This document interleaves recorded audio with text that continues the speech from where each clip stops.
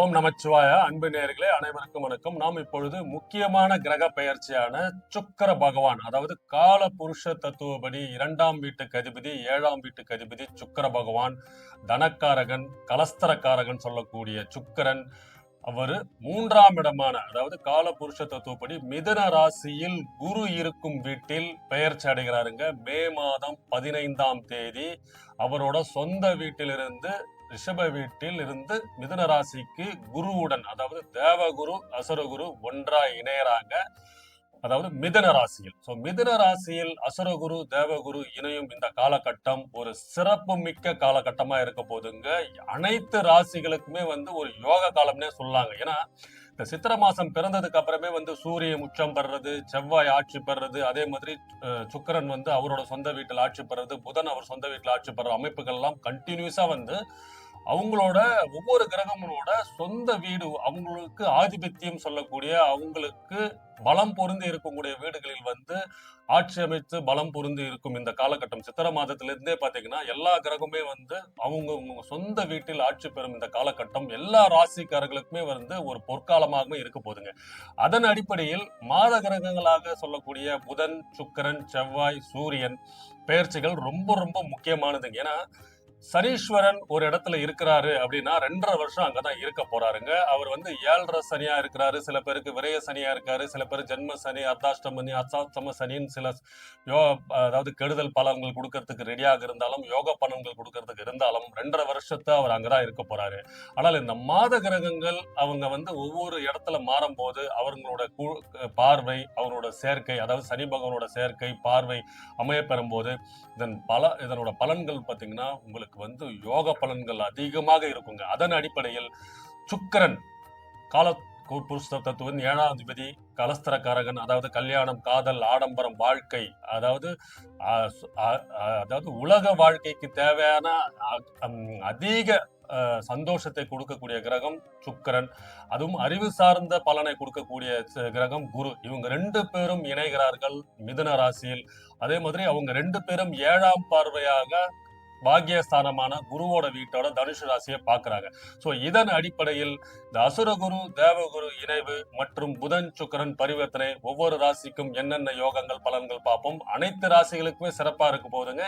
இதில் சில ராசிகளுக்கு குறிப்பிட்ட விஷயங்கள் அமோகமாக நடக்க போது, அது ஒன்றா பார்ப்போம். மேஷ ராசி நேயர்களே, செவ்வாயை அதிபதியாக கொண்ட மேஷராசிக்காரர்கள் தன்னம்பிக்கை, அதாவது போர்க்குணம், தைரியம், துணிவு, வெற்றி என அனைத்து செயல்களிலும் முயற்சிகளிலும் வெற்றி அடையக்கூடிய மேஷராசிக்காரர்களுக்கு இந்த சுக்கிர பயிற்சி சிறப்பா இருக்க போதுங்க. யோகமாக இருக்க போது உங்களுக்கு ராஜ வாழ்க்கை காத்துக்கிட்டு இருக்குன்னே சொல்லலாங்க. நான் ஏற்கனவே சொல்லியிருந்தேன், 2ஆம் இடத்தில் சுக்கிரன் ஆட்சி பெற்று இருக்கும் காலத்திலிருந்தே உங்களுக்கு யோக பலன், வாழ்க்கை பலன் ஆரம்பிச்சிச்சு. உங்களுக்கு எதை தொட்டாலும் பொன்னாகும், எந்த காரியத்தில் நீங்க முயற்சி செய்தாலும் வெற்றியாகும் அடிப்படையில் இந்த சுக்கிர பகவான், அதாவது உங்களுக்கு 2ஆம் அதிபதி, 7க்கு அதிபதி, கலஸ்தரக்காரகன் சொல்லக்கூடிய சுக்கிரன் 3ஆம் இடத்தில் குரு பகவான் மிதுன ராசியில் இருக்கிறார். தேவகுரு அசுரகுரு இணைகிறார்கள். அதாவது சுக்கிர பகவானும் குரு பகவானும் இணையும் இந்த காலகட்டம் மிக சிறப்பான காலகட்டமாக இருப்போதுங்க மேஷராசிக்காரர்களே. முக்கியமா பாத்தீங்கன்னா இந்த சுக்கிரனோட காரகத்துவம், அவரோட மெயினா அவர் என்ன பண்ணுவார்னா காதல், கல்யாணம், வாழ்க்கை, ஆடம்பரம், அதாவது அனைத்து சுகங்களையும் கொடுக்கக்கூடிய அமைப்பு சுக்கிரனுங்க. நிறைய பேர் மேஷ ராசிக்காரர்கள்லாம் இந்த 90s கிட்ஸ்ன்னு சொல்லக்கூடிய நிறைய பேர் பாத்தீங்கன்னா, நான் வாழ்க்கையில செட்டில் ஆனதுக்கு அப்புறம் நான் கல்யாணம் பண்ணிக்கிறேங்க, நான் வாழ்க்கையில செட்டில் ஆன பிறகு தான் நான் மேரேஜ் பண்ணணும், ஈவன் லவ் ப்ரொபோசல்ஸ் வந்திருந்தாலும், காதல் இதுல சம்பந்தப்பட்டிருந்தாலும், நான் செட்டில் ஆயிடணும், ஒரு வேலை கிடைக்கணும், ஒரு பிசினஸ் நல்லா ஆரம்பிச்சு செட்டில் ஆனது பிறகுதான் நான் மேரேஜ் பண்ணுவேன்ற மாதிரி நீங்க காலத்தை தள்ளி போட்டு இருந்தீங்கன்னா தயவு செய்து மாத்துங்க. ஏன்னா மேஷ ராசிக்கு உங்களோட அடிப்படையில், அதாவது உங்க ராசி கட்டு காலபுருஷ தத்துவத்தின் அடிப்படையில் மேஷ ராசி 1ஆம் இடம், மேஷ லக்னமா இருந்தாலும் 1ஆம் இடம், உங்களுக்கு 2ஆம் இடம் சுக்கிரன், 7ஆம் இடம் சுக்கிரன் ஆதிபத்தியம் கொண்ட இடம். அதாவது சுக்கிரன் ரிஷப வீடு, துலாம் வீடு தான் 7ஆம் வீடு. ஸோ உங்களுக்கு நீங்க லைஃப் செட்டில் ஆகணும்னு நினைச்சீங்கன்னா முதல்ல மேரேஜ் பண்ணுங்க, கல்யாணம் பண்ணுங்க. அப்பதான் நீங்க வாழ்க்கையில செட்டில் ஆக முடியும். ஏன்னா மேஷ ராசி மேஷ லக்னக்காரர்களுக்கு இயற்கையாகவே இது வந்து அமைச்சு கொடுத்தது ஒரு தத்துவம்.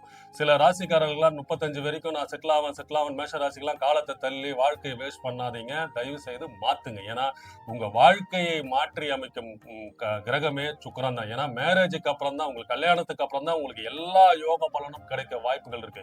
திடீர் வேலை, அதாவது அதிக சம்பளத்தை வேலை கிடைக்கிறது, புதிய தொழில் அமைகிறது. மனைவி வந்ததுக்கு அப்புறம் தான் நான் வந்து நீங்க நிறைய பேர் வேணா நீங்க உங்களோட பழைய நண்பர்கள், உங்களோட அப்பாவோட நண்பர்கள்லாம் நீங்க கேட்டு பாருங்க.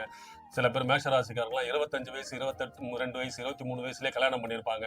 அதுக்கப்புறம் அவங்க வந்து வாழ்க்கையில பெரிய உச்சக்கட்டத்தில் இருப்பாங்க. 95% ஆஃப் த மேஷராசி மேஷலக்கணக்காரர்கள் இதுக்கு பொருந்தும். மேரேஜுக்கு அப்புறம் தான் அவங்க வாழ்க்கையே செட்டில் ஆயிருக்கும். அதன் அடிப்படையில் இந்த காலகட்டத்தில், அதாவது சுக்கிரன் 3ஆம் இடத்தில் பெயர்ச்சி அடையும் காலகட்டத்தில் மேரேஜ், கல்யாணம், காதல் பண்றக்கூடிய வாய்ப்புகள் அதிகமாக இருக்கு. ஸோ மேஷராசிக்காரர்கள் நீங்க வந்து வேலை கிடைச்ச பிறகு, ஒரு நல்ல தொழில் அமைச்ச பிறகுதான் நீங்க கல்யாணம் பண்ணணும்ன்ற யோசனை எல்லாம் இருந்தீங்கன்னா தயவு செய்து நிப்பாட்டுங்க. இம்மிடியட்டா அம்மா கிட்ட சொல்லி, அப்பா கிட்ட சொல்லி ஒரு அரேஞ்ச் மேரேஜ் பண்ணுங்க. இல்ல ஏற்கனவே காதல் பண்ணிட்டு இருக்கீங்கன்னா அப்பா அம்மாவோட சம்மதத்தோட மேரேஜ் பண்ணுங்க. அதுக்கப்புறம் உங்கள் வாழ்க்கையில் ஒளி வீசும் காலமாக இருக்கும். இது இயற்கையாகவே உங்களுக்கு அமைச்சு கொடுத்த பாகியம். அதை நீங்க பாருங்க, கன்ஃபார்மா உங்களுக்கு நல்லது நடக்கும். அடுத்த கட்டமா இந்த சுக்கிரன் வந்து உங்களுக்கு குருவும் சுக்கரும் உங்களோட 9ஆம் இடமான பாக்கியஸ்தானமான குரு வீட்டையே பாக்குறாருங்க. இதோட அதிர்ஷ்டம் என்னன்னாங்க, நீங்க நினைத்த காரியம், நீங்க என்னென்ன முயற்சிகள் எடுக்கிற எல்லாமே வெற்றி ஆகும். முக்கியமா இந்த குழந்தை பாக்கியம், நீண்ட நாளாக வந்து குழந்தைக்காக முயற்சி பண்ணிட்டு இருக்கீங்க, அதுக்கு வந்து மருத்துவ முறையில நீங்க டெஸ்ட் எடுத்துட்டு இருக்கீங்கன்னா பாசிட்டிவான ரிசல்ட் வந்து குழந்தை பாக்கியம் கிடைத்துக்கான வாய்ப்பு இருக்கு. உங்க குடும்பத்தில் சுப காரியங்கள், சுப நிகழ்ச்சிகள் நடத்துக்கான வாய்ப்புகள் இருக்கு. அது மட்டும் இல்லாமல் குரு சுக்கிரன் நினைவு என்று பார்த்தீங்கன்னா தொலைதூர பிரயாணம், பிரயாணங்களின் மூலம் லாபம், அதாவது வெளிநாட்டு தொடர்பு, வெளிநாட்டுக்கு போற அமைப்பு, இதெல்லாம் ஏற்படுத்தி கொடுத்துருவார் குரு. ஏன்னா குரு வந்து உங்களுக்கு மேஷராசிக்கு 12ஆம் அதிபதி. 12ஆம் இடம்ன்றது உங்களுக்கு தொலைதூரத்திலிருந்து வர வேண்டிய நல்ல செய்திகள், தொலைதூரத்திலிருந்து வர வேண்டிய தொலைதூர பிரயாணங்கள் மூலமா உங்களுக்கு வந்து லாபங்கள், முக்கியமா வெளிநாடு போற அமைப்பெல்லாம் இந்த காலகட்டத்தில் ஏற்படுத்தி கொடுத்துருவார் சுக்கிரன் குரு இணைவு உங்களுக்கு. அது மட்டும் இல்லாமல் புதனும் சுக்கிரனும் இங்க பரிவர்த்தனை பெறாங்க. ஏன்னா புதன் வீட்டுல வந்து சுக்கிரன் இருக்காரு, சுக்கிரன் வீட்டுல புதன் இருக்கும்போது ஒருவருக்கு ஒருவர் ஆட்சி பெற்று பலம் புரிந்து இருக்கும் இந்த காலகட்டம் உங்களுக்கு ஒரு பொற்காலமே சொல்லாங்க. ஏன்னா உங்களுக்கு சனி பகவான் விரைய சனியா 12ஆம் இடத்தில் இருக்கும் இந்த காலகட்டத்தில் சுப விரயங்கள் ஏற்படுத்தக்கூடிய அமைப்பெல்லாம் இந்த குரு சுக்கிரன் ஏற்படுத்தி கொடுத்துருவார். ஸோ உங்களுக்கு அதாவது வீட்டுல என்னென்ன சுப நிகழ்ச்சிகள் நடக்குதோ அதுக்கெல்லாம் நீங்க கடன் வாங்குவீங்க, பழைய கடன் எல்லாம் தீர்ப்பீங்க, புதிய கார் வாங்கணும், புதிய வண்டி வாங்கணும். இப்போ டிராவல்ஸ் பிசினஸ் பண்ணிட்டு இருக்கீங்க, 2-3 கார் வாங்கி போடணும்னா போடலாம். அது மட்டும் இல்லாமல் இந்த மார்க்கெட்டிங், மீடியா, யூடியூப், முக்கியமா வந்து கலைத்துறையில, சினிமா துறையில இருக்கிறவங்களுக்குலாம் வந்து நல்ல வாய்ப்புகள், பொருளாதார வளர்ச்சி, எல்லா அமைப்புகளும் கொடுக்கக்கூடிய அமைப்புகள் இருக்கு.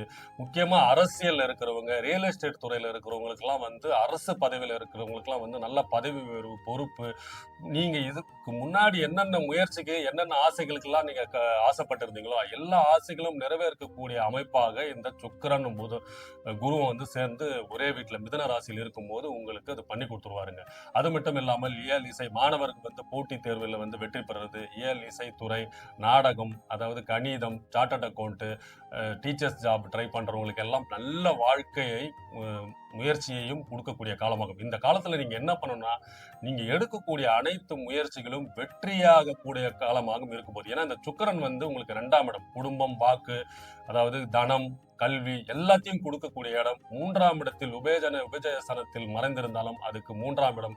3ஆம் இடத்துல வந்து சுக்கிரன் குரு இணைவு உங்களுக்கு நிறைய யோக பாக்கியங்களையும் நிறைய சகல வசதிகளும் கொடுக்கக்கூடிய காலமாக இருக்கு போதுங்க. முக்கியமா மேஷராசிகள் முருகன் வழிபாடு பண்ணுங்க. முருகன் அருளால் உங்களுக்கு நல்ல செல்வங்கள், எதிரிகள் விலகுவார்கள், கடுமையான போட்டிகள் இருந்தாலும் வெற்றி பெறுவீர்கள். முருகன் துணை உங்களுக்கு அருள் புரியும். அது மட்டும் இல்லாமல் இந்த காலகட்டத்தில் விஷ்ணு கோவிலுக்கு போயிட்டு வாங்க, மகாலட்சுமி கோவிலுக்கு போயிட்டு வாங்க. வழக்கமா வந்து குரு பகவான் தட்சிணாமூர்த்தி வழிபடுங்க. இந்த சுக்கிரன் குரு இணைவு 3ஆம் இடத்தில் மிதுன ராசியில் இருக்கும் இந்த காலகட்டம் உங்களுக்கு புதிய வாழ்க்கை, புதிய குடும்பம், கல்யாணம், காதல் என முக்கியமா வேலை, தொழில், பொருளாதார வசதியை ஏற்படுத்தக்கூடிய அமைப்புகளா இருக்கும். சுப விரயங்கள், சுப காரியங்கள், குடும்பத்தில் வந்து சுப நிகழ்ச்சிகள் என அனைத்து வசதிகளையும் பெறக்கூடிய காலமாக இருக்கும். வாழ்க வளமுடன். வணக்கம்.